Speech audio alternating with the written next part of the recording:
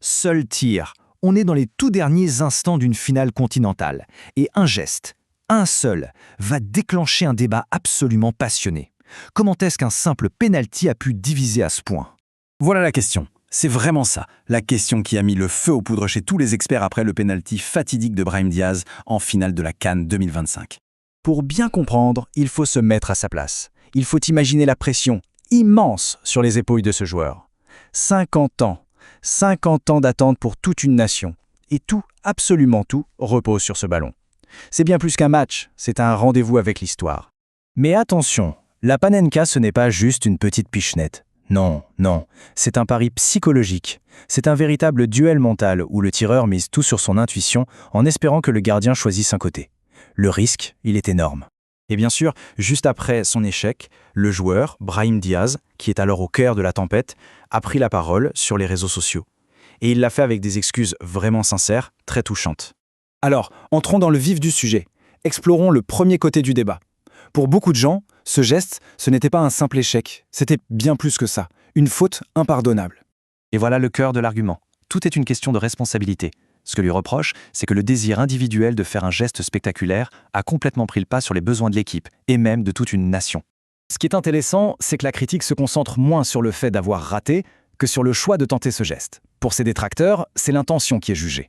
C'est vu comme un acte d'arrogance, un risque inutile qui a fait passer l'ego du joueur avant le rêve de tout un peuple. Au fond, ce n'est pas l'échec qui est condamné, c'est la décision elle-même. Mais il y a une vision complètement opposée. Et si en fait, ce n'était pas du tout une défaillance morale, mais simplement une erreur technique? On se retrouve donc face à deux interprétations radicalement différentes du même événement. D'un côté, on parle de caractère, de responsabilité, de l'autre, c'est une pure question de compétence technique, de réalisation d'un geste. Et cette perspective, elle change tout, elle recadre l'échec. Ce n'est plus un défaut de caractère, mais juste une erreur. Pas plus grave au fond que n'importe quel autre penalty qui finit à côté ou sur le poteau. Et puis, il ne faut pas oublier l'autre acteur de ce drame, le gardien. Parce que ce n'était pas seulement un tir raté. C'était avant tout un arrêt réussi. L'anticipation, la compétence de Mendy, tout ça a joué un rôle décisif. Il n'était pas là en simple spectateur. Il a gagné son duel. Point. En fait, ce geste n'existe pas dans le vide. Il porte avec lui tout le poids de l'histoire du foot. Une histoire qui est faite de héros et de tragédies. L'histoire de la Panenka, elle s'écrit dans ces moments de pression absolument extrêmes.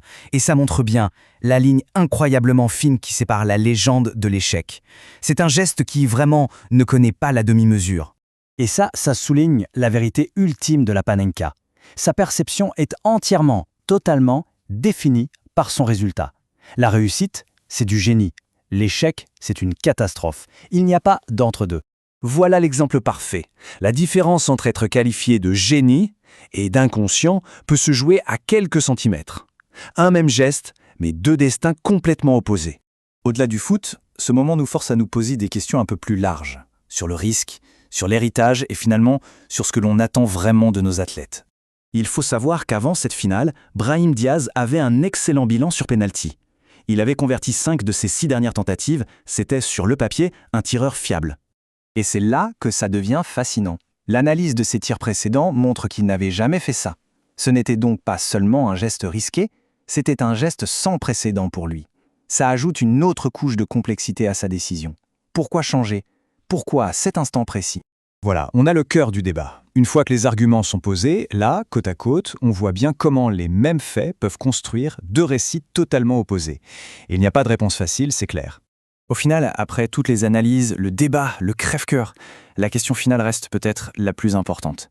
Quand les enjeux sont si élevés, est-ce qu'il reste encore une place pour l'audace, pour le panache? Et peut-être plus important encore, est-ce qu'il reste une place pour le droit à l'échec?